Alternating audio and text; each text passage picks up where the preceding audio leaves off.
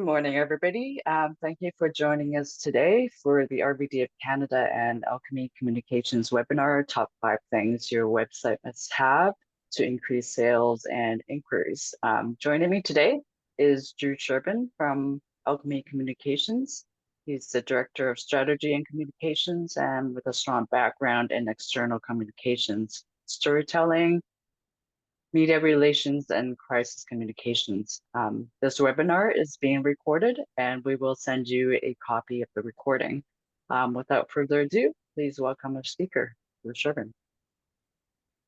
Thanks, Anita, and welcome everyone. As Anita mentioned, we're going to be spending about 45 minutes to an hour just discussing sort of the top things that you can do to enhance your website with the goal of everyone's favorite thing, increasing sales.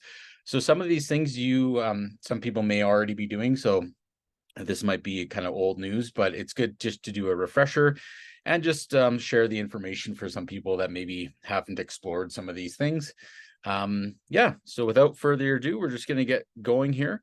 As with every presentation, I like to start with a land acknowledgement. So in the spirit of respect, reciprocity, and truth, Alchemy Communications, as an inhabitant of Calgary, Alberta, honors and acknowledges Mohkinstsis and the traditional Treaty 7 territory and oral practices of the Blackfoot Confederacy, Siksika, Kainai, Piikani, as well as the Stoney Nakoda and Tsuut'ina nations. We also acknowledge that the territory we work in is home to the Métis Nation of Alberta Region 3 within the historical Northwest Métis homeland. And for those who are new to the webinar series, just a little bit about Alchemy. So we are a full service provider of all sorts of different crisis communications, marketing, media relations, PR services. We are based in Calgary, Alberta, but we have clients all across North America, ranging from all different kinds of businesses, from municipalities, entrepreneurs, oil and gas. Haven't signed on a RV client yet, so maybe that'll come to fruition out of one of these, but always looking to learn more about any industry, and everything that we do is sort of intertwined with the goal of really accommodating the client and looking to achieve what they're looking to bolster and boost. So that being said, let's hop right into the topic of today. And today we're going to be really talking about sort of the top things, and I know we listed 5, but it's going to kind of divulge and divert into many different things here. But we're going to be talking sort of about the importance of different things and different elements on your website. So what we can do when we're talking about this is at any time, if anyone has any questions, you can hop in and post one into the chat, or you can just raise your hand function and we can address them. And then we'll also be holding a little bit of time at the end for some questions as well. So there's no pressure to ask or participate, but it does, I find, make it a more engaging conversation if I hear sort of from the people that are already doing this type of stuff, and then also maybe some experiences that they've had in the past. So jumping right into it, we're going to be looking at sort of the introduction to this is a brief overview of the current kind of what we're looking at in terms of a sales landscape when we're talking digital. So as many of you already know, digital sales has really rapidly evolved over the years. There's become this reliance sort of on the internet for shopping and pretty much doing everything, right? So shopping, sharing of information, anything and everything you can pretty much think of, you can probably do online these days. So it's just one thing to note and be mindful of, is that this is sort of the new sandbox, and sales is no exception. One of the things too that we like to really hit on and talk about is that it's not just about, selling, right? That's ultimately the end game that we're going to be talking about and what we want to achieve. But a lot of these tools and a lot of these things kind of go hand in hand, and they're really enhance your website in general. So in this sort of digital age that I spoke about, the website is often the first point of contact between a business and a potential customer. So back in the day, it used to be maybe a phone call or flipping through I'm going to date myself, like Yellow Pages, and finding out that, or seeing an ad on TV or in the newspaper. But now it's online, and that's nothing really new. It's kind of why everyone has a web page, right? So what that does is a few things that your website does is it connects with those potential customers. It serves as that sort of that online digital storefront, and it's that critical touch point in the journey of the customer. So it's that first initial meeting usually. So that's sort of when you hear the term one chance to make a great first impression, the website is usually that in this regard. So in this space we're talking about. So a lot of you may have heard the term well optimized or a website optimization. And well, what does that mean? So basically what that means is that it's making the customer's journey, it's user friendly, right? So it's when it's well optimized, it can significantly impact the success of your website and ultimately the success of your business. So it's not just about having an online presence. It's about having a website that really effectively engages with your potential customers and your current customers. And ultimately, in the kind of scope of what we're talking about today, converts those visitors into customers or keeps them in your kind of customer funnel as well. So today, consumers expect a seamless, user-friendly online experience, right? So if your website doesn't meet initial expectations, there's a risk about losing potential customers. And usually if you're losing them, they're going somewhere else, and that's usually to your competitors. So one of the things, sort of what we're going to talk about today, is why website optimization is essential and how specific elements can help you improve ultimately on the user experience or UX. So you might have heard that term before, UX. That just stands for user experience. And ultimately, when we kind of look at all these tips, as I mentioned, the end goal is to boost sales, increase. Okay.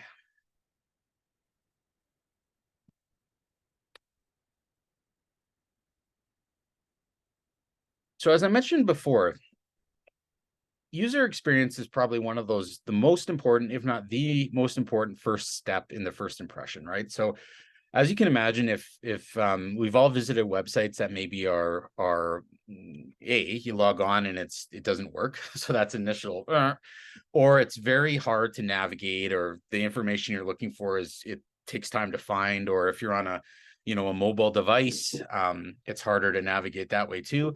We're all going to get into that, but I think just to kind of lay the land of what is UX. So user experience is really that fundamental concept in the world of web design and digital marketing, actually, is that it refers to the overall experience of the user, the experience that they have when they're interacting with the website, an app, any digital product. It's that the experience that they have. So in essence, the design or the UX design really focuses on making sure that every aspect in the user's journey, whether it's logging on and going right on the landing page, to completing a purchase, to signing up for a newsletter, whatever it is, there's three main components: is that it's smooth, intuitive, and enjoyable.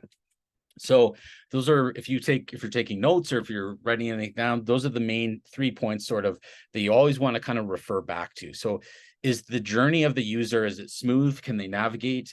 Is it intuitive? So are your headings correct? Do they understand what they're looking for? And when they click on things, is an intuitive process? And then ultimately, that's sort of the last point: is it enjoyable? Is it easy to navigate? Are they getting the information they want? Are they getting the service that they want? So depending on what that kind of part or stream of the experience they're going down, is it enjoyable for the end user? So the second point is that there's stats that are showing, and research shows, that a good user experience ultimately leads to improved sales. So there's a number of stats out there and that really illustrate that there's a strong connection between the two. So if there's a positive user experience, there's more likelihood for increased sales. So some of those numbers that I pulled out in preparation for this. So one study found that 88% of online shoppers are less likely to return to a website after a bad experience. So this highlights kind of more than anything the critical role that a user experience plays in retaining that customer base. So another number here is that a well-designed user experience or user interface increases website conversions by up to 200%. So the easier it is to kind of get around and navigate, more than likely they're going to be coming back, right? Or more than likely they're going to be converting to sales or whatever that step of the journey that you're looking to do. So when we're talking about sort of user experience, there's a few different ways to talk about it. There's obviously your desktop experience, so when you're on a computer or whatever, but then also mobile has become probably, if not the top way people navigate, it's getting extremely close. So sometimes you'll find, and maybe people have more experience with this just in designing their own websites, is that it looks really good on maybe one platform, but if you try and look at it at on a phone, it's terrible, or it doesn't really relate. So that's just one important piece, is to be mindful of the mobile experience as well. So one thing that people find, and sometimes in designing the websites, or even, your focus is on your main desktop sometimes, and there's this tendency to kind of forget or abandon the mobile side. So if people are sort of like in that mode and they're checking on their phone and they're not getting that reactiveness or that responsiveness, around 50-ish% is that they're going to abandon a page or leave if it takes longer than 3 seconds to load on the device, or if the responsiveness isn't there. So if you look at it and logos are too big, or it's just not looking right, people tend to abandon that and leave. So it's always important to kind of, when you're designing that or looking at a website, look at it through the lens of the user, right? So if they're visiting on a desktop, what does that look like? If they're connecting with you on their phone, what does that look like? Yeah, so that's always a good thing to keep in mind at the start of the website design. So hopping right into the next sort of slide around this user experience, is that and this is sort of, I could speak on this all day, but one of the fundamental sort of principles of design and improving the user experience is to really keep your website design simple and clean. So sometimes we get in this mode where we think we have to put everything on the site and all the information needs to be there, or sometimes you're struggling to put information, so you're just adding things that really don't make sense, or whatever it may be. But one of the things to keep in mind is that a simple, clean design makes that user experience better for the potential customer, the current customer, whoever that person you're trying to target may be. So a cluttered site or an overly complex design, at the end of the day, it just overwhelms somebody. They might be just like, wow, there's too much information, or I just wanted to get a price on this, or I just wanted to find your hours, right? So sometimes it overwhelms people. So it makes them sort of if it's difficult for them to find what they're looking for, you could just kind of keep that in mind as well. So when we're looking at simplicity, it doesn't mean like a very simple design where it's like, oh, my 2-year-old design this, it just looks easy. It's just, what it means is that it's just clean, easy to navigate, and just easy to kind of use that experience for the user to get around. I might correct what I said. If a 2-year-old designed it, it could be cluttered and all over the place. So maybe bump the age up a bit. So someone who's maybe a little bit more skilled in the website of things. But at the end of the day, just keep in mind the simplicity of that design. So if it's easy to navigate, easy to read fonts, create that visual appealing look for the customer, it makes it easier for people to navigate and guide through the content. Which leads us into that second point about the navigation. So again, I might sound like a broken record about making it sound easy for the person to utilize and use, but that's really what it's all about. So when it's easy for someone to navigate and move around the site, it's easier for them to get to the place they're looking for, which ultimately creates that conversion or that next step of communication. So a few things in this little bullet point, it includes having sort of a clear and logical menu structure. So we all visited websites. Usually the menus at the top, drop downs, tells you where you're trying to go.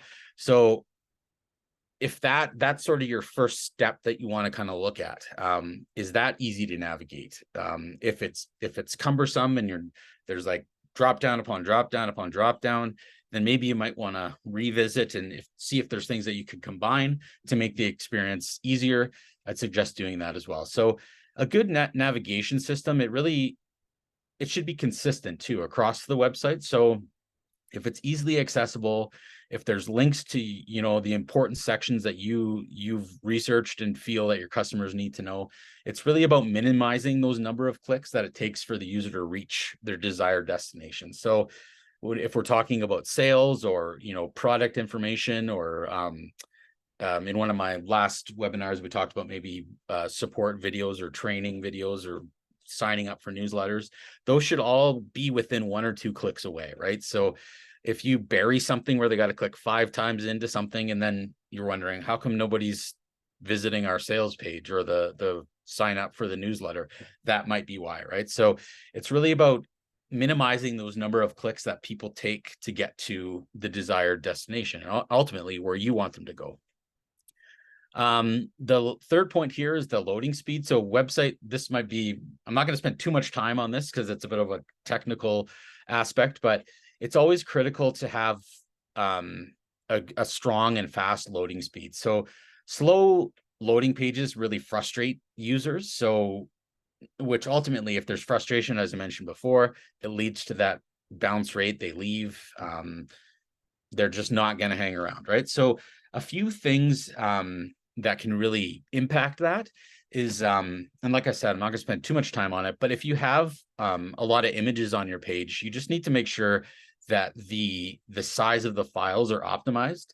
And I could spend a whole session on sort of talking about, you know, the optimum size for photos and stuff. But if you're working with a web designer, or if you do it yourself, those are just things to keep in mind that maybe hampering the website. It could be, you know, optimizing those images, just different things like that. So, and then finally, the fourth point here, just the information hierarchy. So make it simple for your user to understand the structure and importance of the content of your website. So it involves really about organizing the information in a way that sort of tells a story or guides the user from the most important or relevant content. So for most, sort of maybe most of you in the room, you're looking to convert those sales. So one thing that you could suggest or do or suggest, and maybe you're doing this already, is that as soon as they get onto the landing page, you're hitting them with that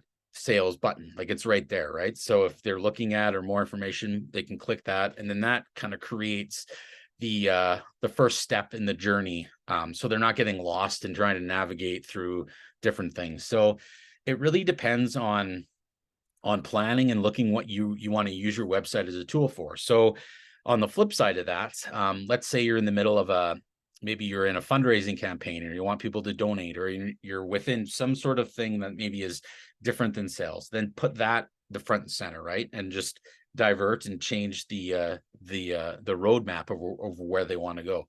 But one thing that's always good to keep in mind is constantly kind of look about what you're featuring on the main page and in the menus, and if things need to be sort of rejigged or adjust that journey, then you'll know that it's okay. Well, maybe a reason why no one is you know, donating to this campaign, or we partnered with this group, is because it's buried under this menu that might say events. And if they don't know about it, then they're not going to click. Whether you might have a front page on a little pop-up when they first log in, that'll go to alleviate that too. So it's really about understanding the goals of what you're trying to achieve with the website. So sometimes it's sales, sometimes maybe it's signing up for the newsletter, sometimes it's, as I mentioned, donating to a fundraising campaign that you're a part of. Just make sure that your website is up to speed with your other initiatives. Are there any questions?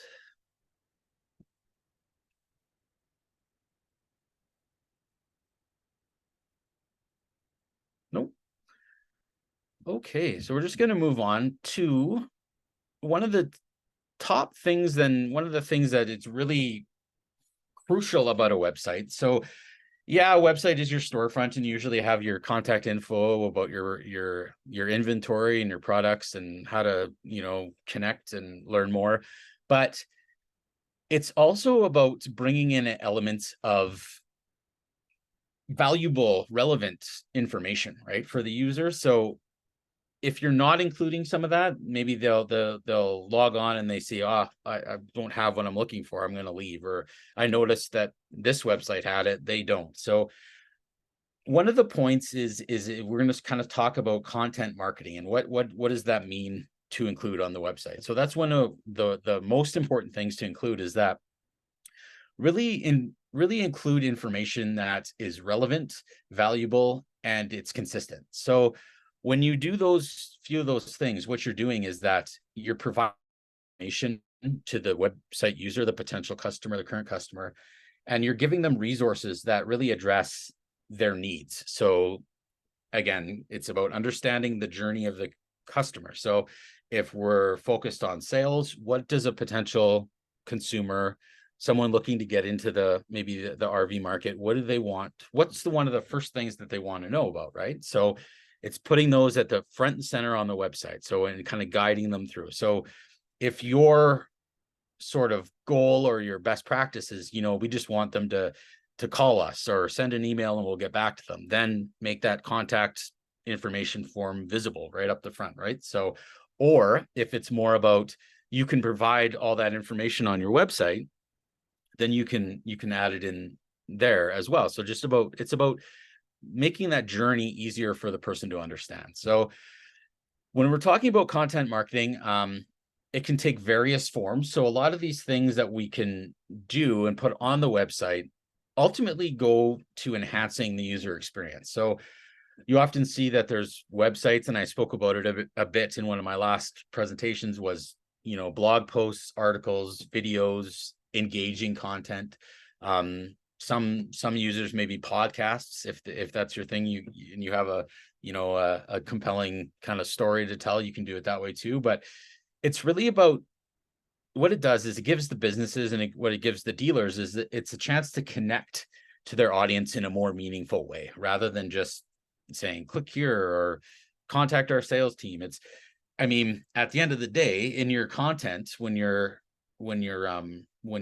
producing it, and we're going to get into this a little bit further in the presentation, it's called call to action, or CTAs. That's in there, but it's sort of buried and built in a way that you're engaging with them with storytelling or content, right?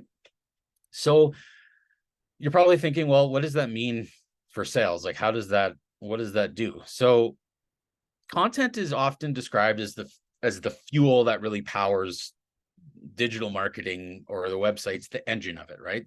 That's what really sets websites apart, or industries, or competitors or players in obviously different areas, sets them apart. So when they have solid sort of marketing and content strategies, it's it at the end of the day, it really does drive sales. And the way it does that is it just gives the user more information. So a few ways that it really boosts that is that there's an education component, right? So sometimes, and you're probably thinking, sometimes when people that visit, they're just looking to maybe have a question answered, right? So the more content we can create or create that educates, informs potential customers, it really positions yourself as a leader in that area. So people think, okay, I have a question, or I had a thought about this, and they have it. They've always had it on their site, or their blog usually addresses these, and I like reading it every month, right? So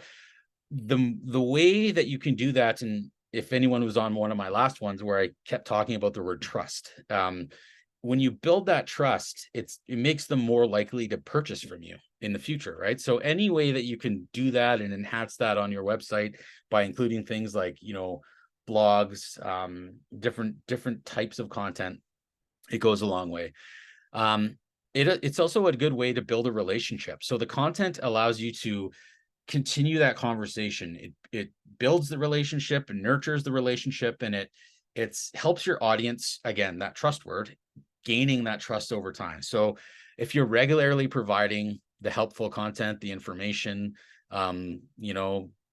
the top of the line things that are coming out, or changes within the industry, when someone is ready to make that purchase decision or has a question, you'll be top of mind, because you've cultivated that relationship, right?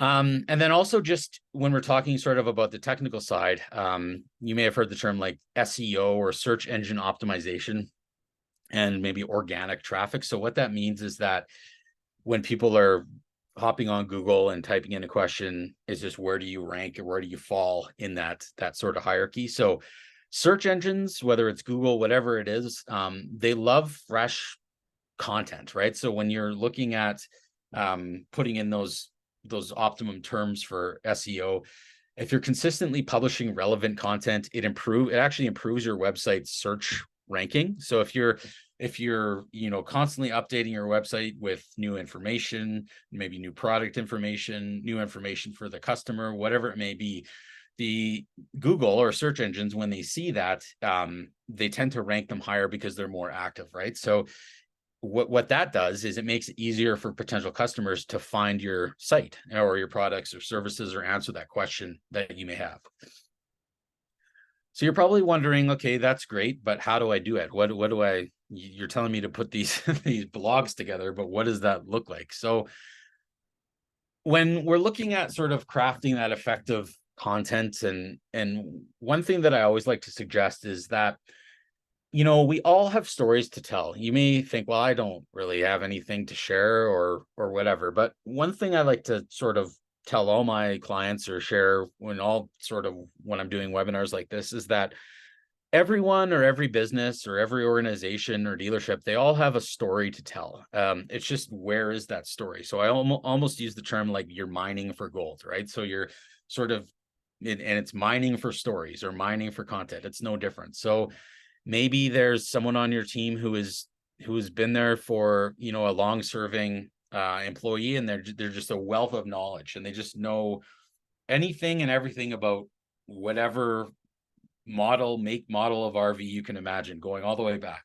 Well, that would be cool to share. Like, you can share that on your website or social channels, and so there's just different ways about finding those little nuggets of stories. But when we're talking about, we've kind of, maybe you found that content or what you want to put out there, how do you distill that down? So one of the first things to look at is that the use of a compelling headline. So headlines are no different than if they're in a newspaper, on a news sites, on whatever. A headline is relevant when we're talking about sales too, right? So when we talk about crafting compelling headlines, it's really a crucial component of whatever content you're trying to put out there or get out there.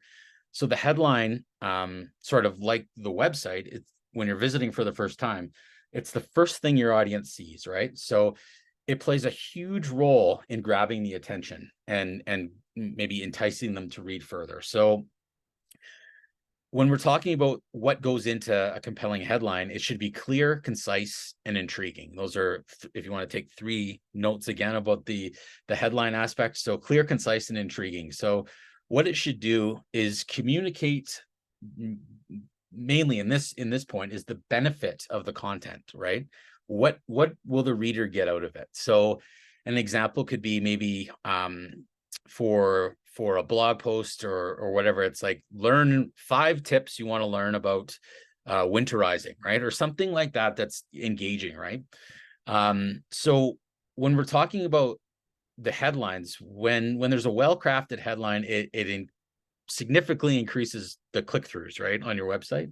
That's the first point. That's the gateway to the content. So if you have a strong, concise headline, that's half the battle right there. So sometimes we fall in this trap about trying to tell the whole story just in the headline, right? So it's like what you could say about, if we use that winterizing example, maybe you start putting on all the tips and and your headlines takes up half the page, and you're like, what the heck? Why isn't anyone clicking on it? Well, few reasons. They might be getting all the information they need in the headline, or they just don't understand what's going on and scroll down, right? So it's really important to tighten them up, concise, and then engage the user as well. The second point is incorporate storytelling. So as I mentioned before, finding those little story nuggets, or those story gold mines that we can leverage. So storytelling is really a powerful tool in developing the content for your website. And it doesn't have to be a blog or a story or a separate thing. You can create your website as if it's telling a story throughout the navigation of the content, right? So if you can do that, what it does is it allows you to connect with the audience again, on that personal level, that emotional level, it makes your content more relatable. So maybe you want to set up your website as a journey that the user experiences in the RV lifestyle, right? You know, navigating, going, exploring, finding new opportunities, you know, hitting the highway. Maybe that's the story arc that you're telling throughout the website. So what it does is it really humanizes your brand, humanizes products, and you can see dealers or manufacturers often do this great, right? We've all seen car commercials, or you know, it's the best picturesque setting, and you have your truck parked up on this nice mountain ridge, and it's just this beautiful sunset, and it's the campfires going, and it's just, that's the story they're telling, right? So what that does is that it gets that, plants that seed, right? So effective storytelling really, it's not about just sharing maybe successes or specs of products or things like that. It's connecting and tapping into that inner sort of feeling or understanding.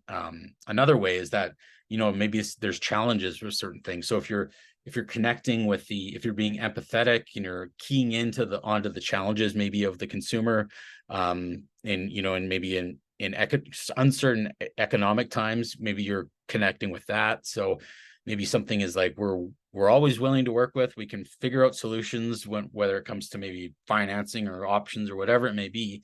You're exploring that, answering the question that someone might already have, right? Which leads us good into the last bullet point, is addressing those pain points. So one of the most effective ways to really engage the audience is by addressing a challenge, as I mentioned before. So the content should really provide options, opportunities, solutions, insights, maybe guidance that relates to that question or that struggle. So the more we can sort of empathize with the customer, whether they're current, new, whatever it may be, you're offering that valuable solution, which goes back to that T word, that trust, right? So when you're positioning yourself like that, you're seen as your trusted resource, you're a problem solver, you're helping, right? So the more you can understand that, you gather insights into the type of content that you want to maybe produce more of, put on your website, stuff like that. And then the third point, and the third sort of thing that we always look at when we're talking about websites, whether it's content, whether it's the navigation, the look, the feel, the visuals is important. So one of the main points, I guess, because we're visual by nature, right? There's varying degrees of how people learn. More people are way more visual learners, other like to read the information. So it's really about finding that fine balance. But in sort of the point of today's discussion is that visual content, the visuals of your website, it plays a huge role in capturing and maintaining that attention of the visitor, right? So as I mentioned before, as human beings, we're visual creatures. So the more we tend to process visual information way more faster than in a text form.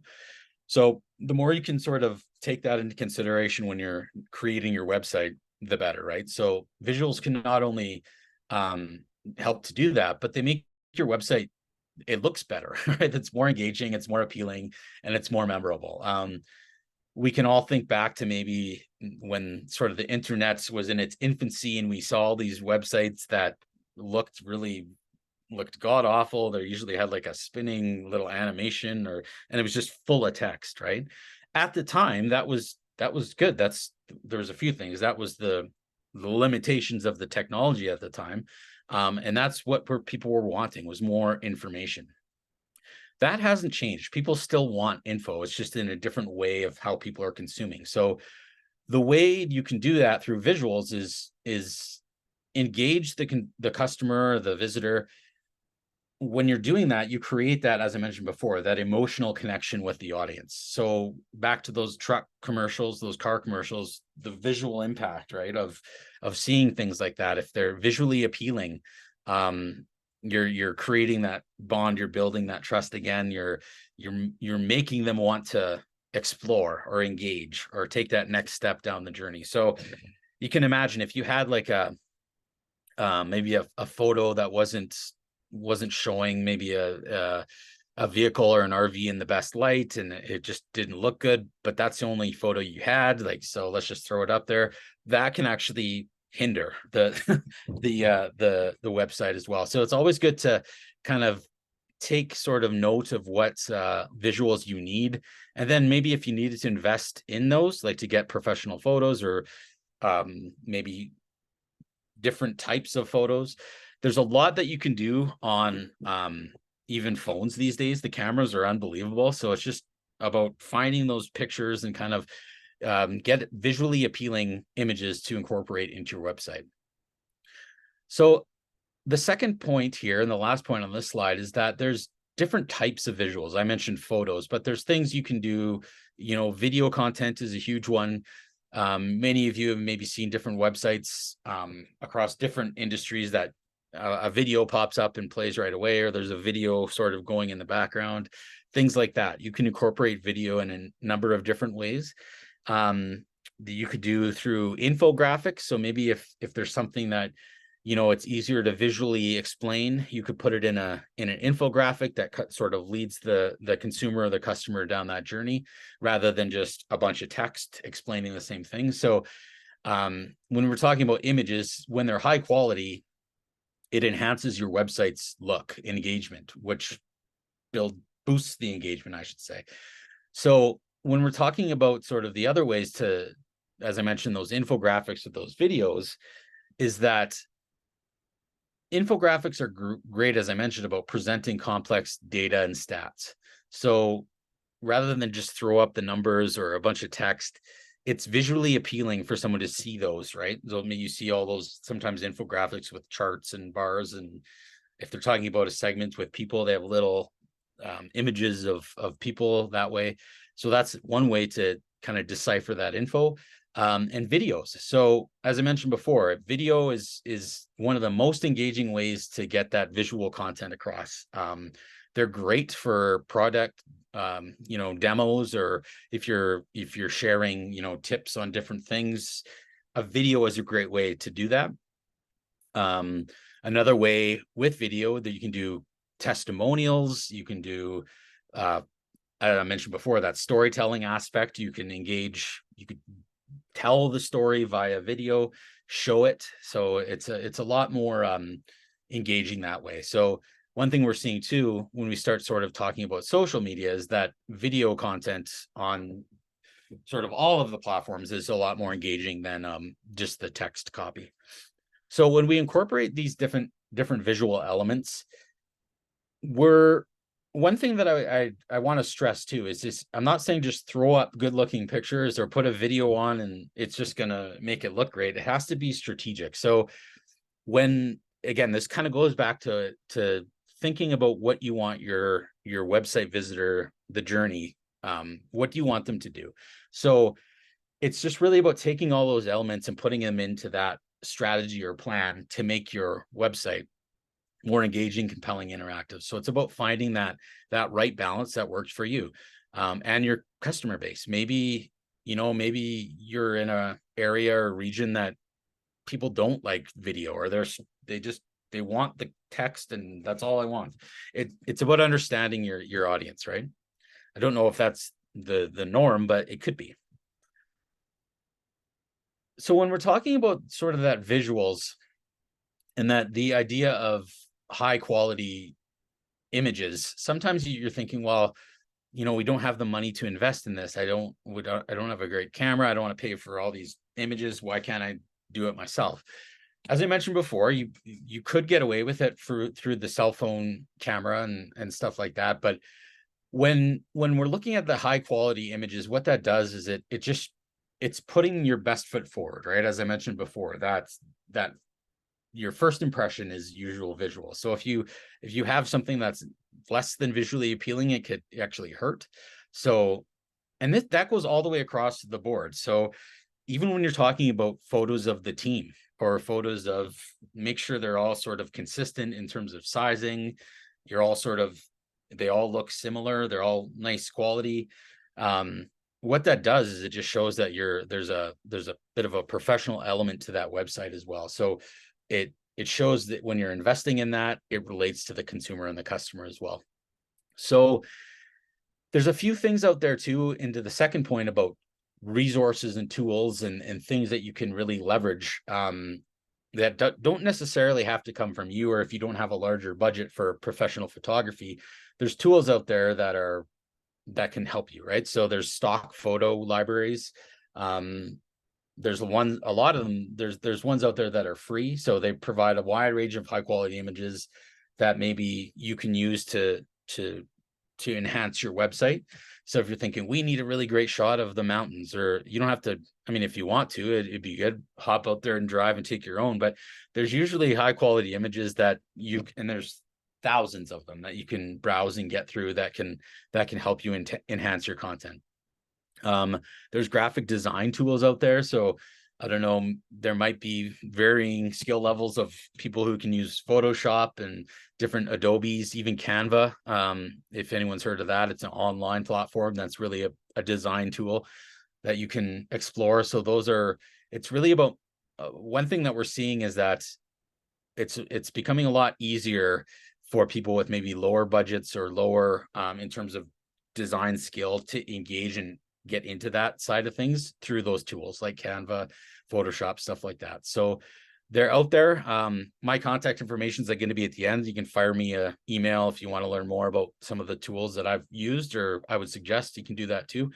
But yeah, there's always options out there. And additionally, one thing that you can maybe explore in terms of the content and resources is that maybe look on your team. Maybe there's freelance photographers around. Just there's opportunity, right? So it's about digging and mining out those opportunities as well. And then finally, this last point about video, when we're talking about demonstrating, right? I've seen this a lot on car truck dealerships. They do a lot of demo videos of new features on new inventory coming in, and I know I've seen some of the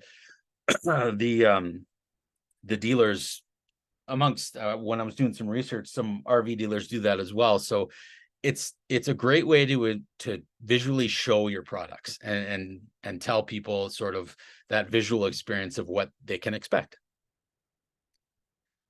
So I mentioned before about that CTA, or that call to action. So this is relevant for all different types of content, whether it's video, written, whatever it may be. It's always important to have a call to action. So what is a call to action? So basically what it is, it's a critical component of your website in this what we're talking about today, the user experience for your website. So there are prompts or buttons or links that encourage visitors to take a specific action or go down a certain road. So whether it's making a purchase, signing up for a newsletter, huge one is more info, contact us. Those are all call to actions. So what they do is they serve as the bridge between the engaging content that I talked about. So all your cool videos, your great blogs, your awesome storytelling. When you combine a strong call to action, it takes all that content, and someone is so jacked up about viewing your video or reading the blog that they're like, I'm clicking on that. I'm buying an RV today, right? So it's about engaging and having that step. If you didn't, then you're kind of that's a break in the journey, right? So it serves as that gap between the content and conversion. So it guides the visitors, as I mentioned, to the next step in that journey.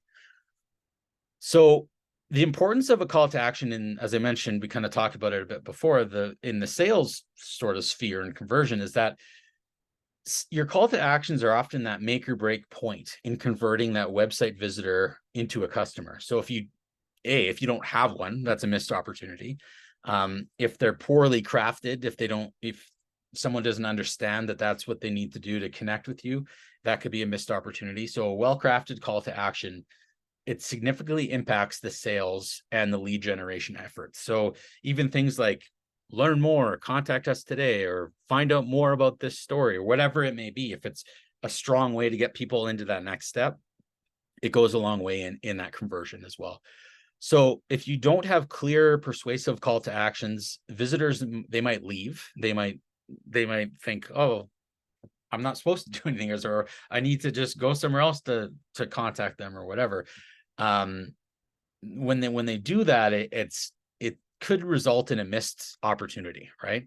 So one way that we want to minimize that is crafting the perfect call to action. And I should preface this by saying nothing's perfect. There's always room for improvements, but this is, you want to have something like this when you're looking at call to action. So when you're creating these effective call to actions, one thing that you really want to do is, this is sort of, this is what I really enjoy about this, is you're kind of blending a few different elements. So there's psychology, there's design, there's language, like you're trying to get people to click. So one thing that we can do when we're talking about some key principles in crafting compelling call to action is always use action verbs, right? So start your call to action with terms like learn more, get started.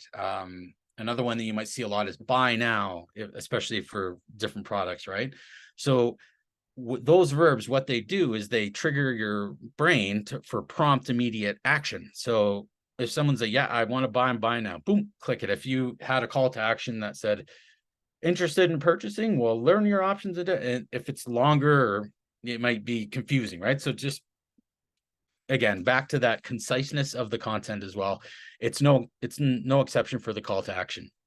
So one thing that you want to make sure too is that, and we've all sort of seen these, and you've seen them, and they might be like a turnoff. It's almost too aggressive, right? So you want them to stand out, but you don't want your call to action to be, overly obnoxious. And that can be obnoxious in a few different ways. So language, color, size, placement, everything like that. So sometimes maybe we've all visited websites where you visit and there's like this huge friggin' pop up, and it's just like, whoa, that could be a deterrent as well, right? So if it's like, if you're just peppering people with like, buy now, buy now, buy now, that might be like a turn off. They might be like, stop. That what that does is it kind of discredits or takes away all that work you've done, maybe about building that relationship and being part of the journey, and not just trying to, sell somebody something. So just keep that in mind as well when we're talking about call to actions, whether it's the language, the size, the website placement, stuff like that. So it's always good things to keep in mind as well.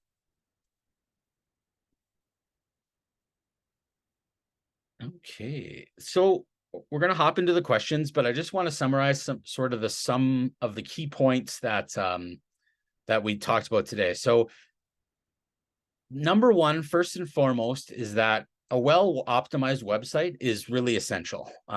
So when we talked about optimization, there was a few different things that I ran through. So it was the user experience, the top sort of the 5 tips around the simple design, intuitive navigation, making sure your loading speeds are okay or optimal and optimized, and then the information hierarchy, right? So what are you wanting them to consume, or the information you want them to get? Content. So when we're looking at sort of that content marketing, it's not just about putting content to put out content on the site. It's a great tool in driving sales. So effective content includes the compelling headlines, great storytelling, addresses the customer pain points, builds that trust with the customer, and engages them in a way that you're building that relationship, right? You're not just seen as someone selling them something, as I mentioned before. Visually appealing content.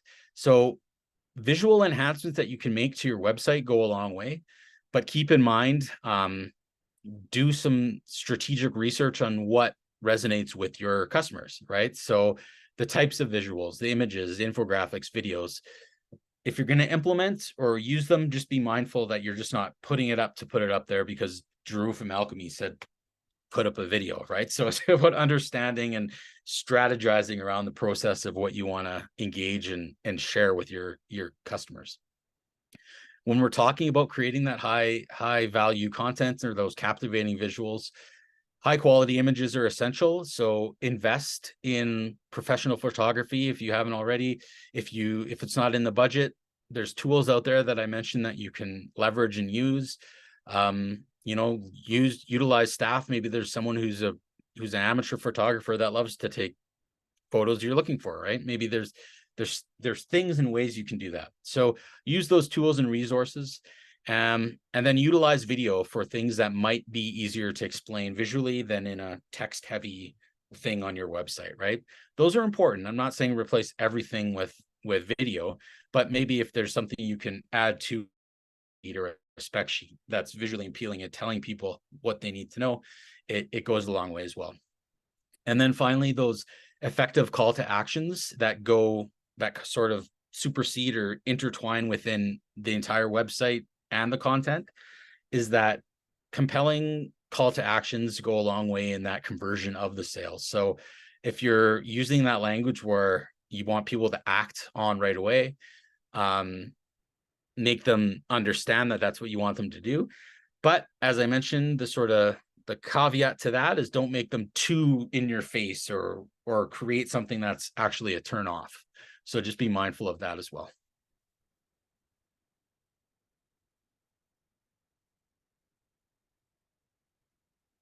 Okay.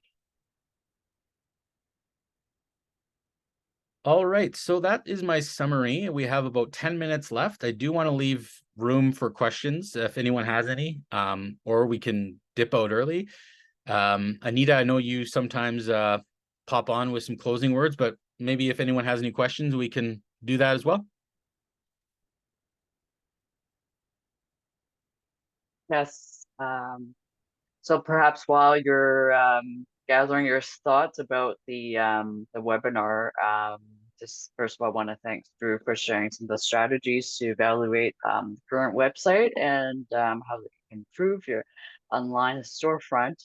But yes, I also want to mention that Goravine Canada offers many visuals and videos and other marketing materials that could assist you in your efforts. So if you're not sign up to the dealer tie-in program, please do so. There is a link in the chat, and as always, there would be, if you have any suggestions or ideas, the Goravine Canada team would be happy to hear about them, because that's what they do. They reach out to consumers to help promote their RV experience.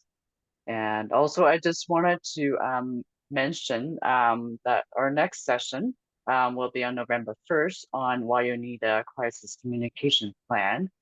Please register for that session. I just dropped the registration link in the chat.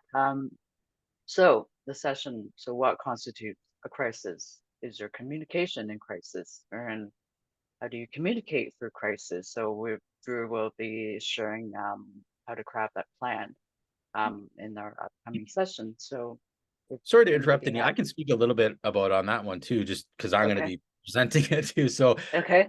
Yeah, so that one is you might have heard when you hear crisis, you're thinking, oh, worst case scenario. But what I really am going to do in this session is really kind of go through levels of crisis. So something that might not seem as a big deal or be seen as a crisis to maybe someone not in the industry could be something that really impacts you, right? So it's not all about, COVID level crisis or pandemic level things. It's things that are maybe related to, negative reviews, disgruntled customers, workplace stuff. So that's sort of the scope and vision of that next presentation. So if you're interested, I'd love to see you on that one as well.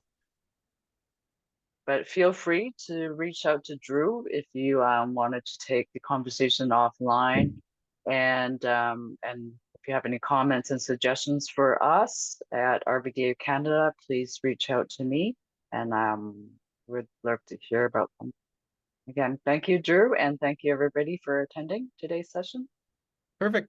Thanks, everyone. See you next time.